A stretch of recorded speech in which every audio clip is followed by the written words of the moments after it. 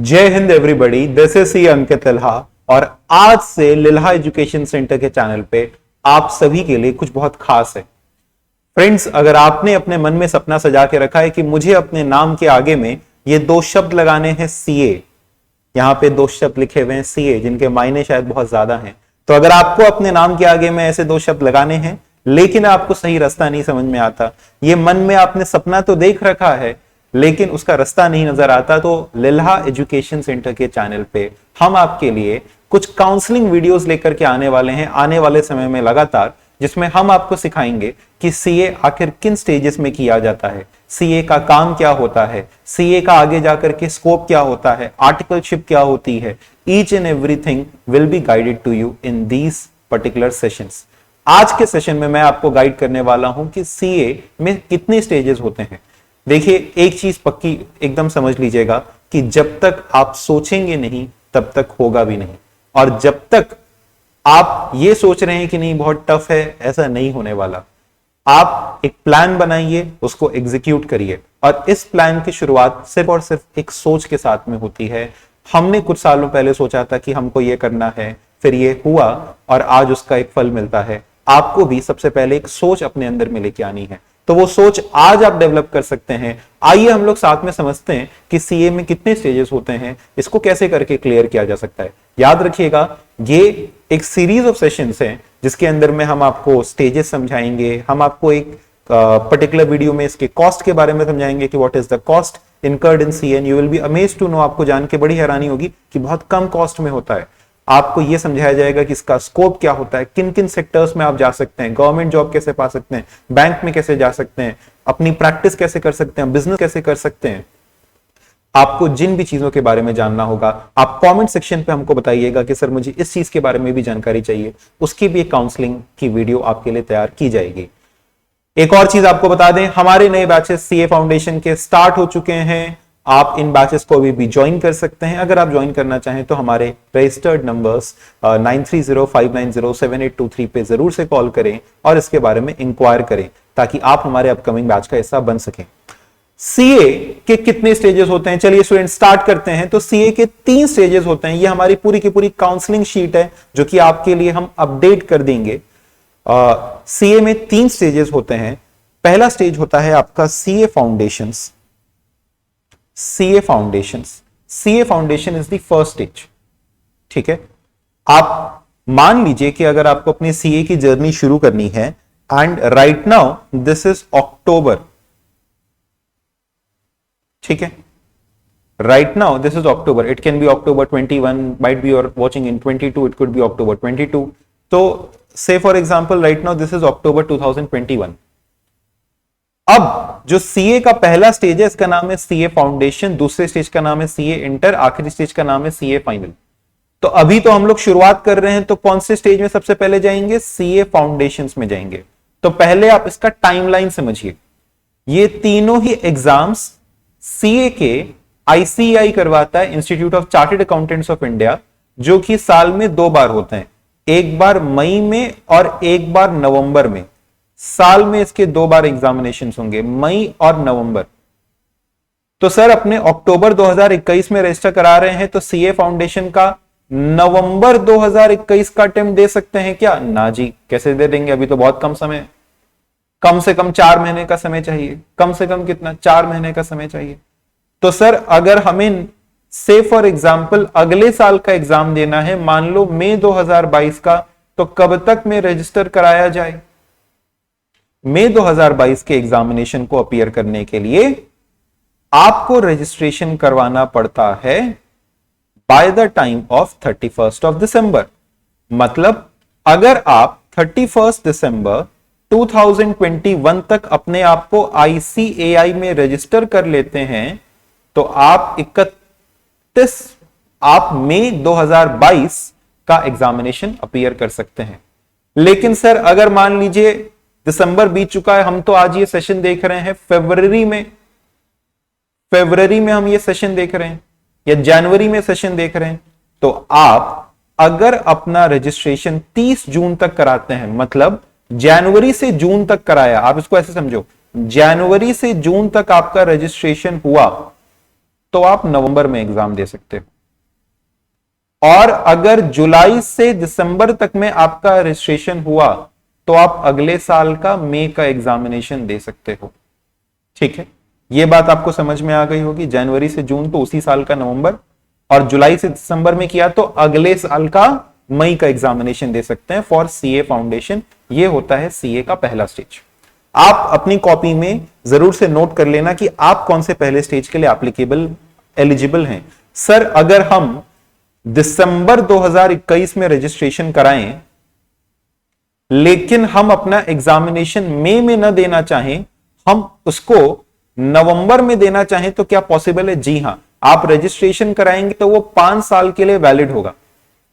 फिर आप अभी दो, मतलब 4 महीने 5 महीने बाद वाला अटेम्प्ट दो, साल भर बाद वाला अटेम्प्ट दो, 1.5 साल बाद वाला अटेम्प्ट दो, आप कभी भी दे सकते हो।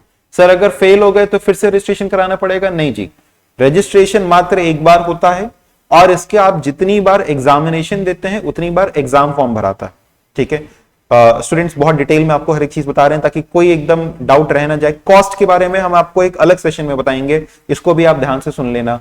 ठीक है, आप चैनल के साथ में जुड़े रहना और इनफैक्ट अपने पेरेंट्स को भी दिखाना ताकि उनको भी क्लैरिटी हो जाए कि देखिए हम इस तरीके से अपना सीए करने वाले हैं, आप भी इसकी जानकारी लीजिए। ठीक है, उनको भी जागरूक करिए कि देखिए इस तरीके से मेरी पढ़ाई चलेगी, इस साल में मैं ये कर लूंगा, इस समय में मेरा ये हो जाएगा।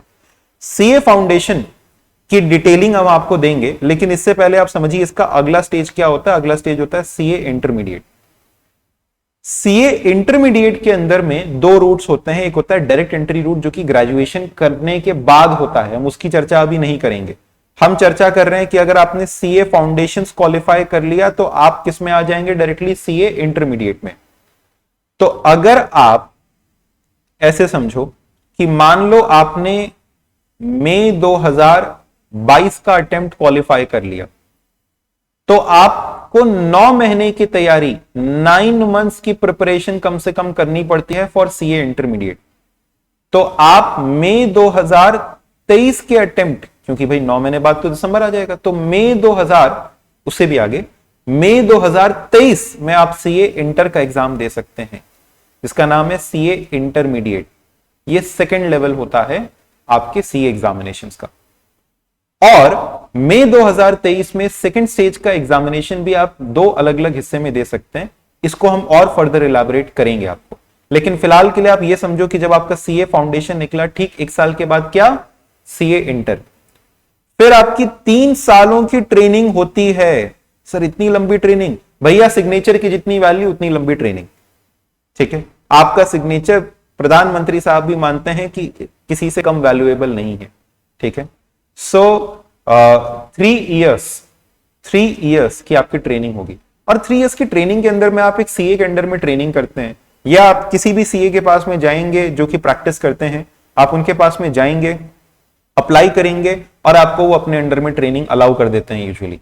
ठीक है, आपको इसके लिए अप्लाई करना पड़ता है और ये ट्रेनिंग मिल जाती है, कोई बड़ी बात नहीं है।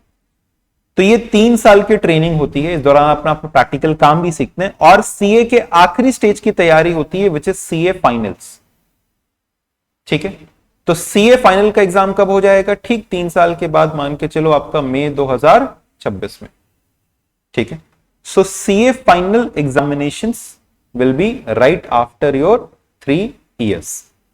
ओके, तो सीए फाइनल्स मई 2026 में अपीयर करने के बाद आपकी 3 साल की ट्रेनिंग कंप्लीट हो चुकी होगी, हर एक चीज कंप्लीट हो चुका है। After qualifying this last stage of your chartered accountancy, then you can put in front of your name this title CA chartered accountant.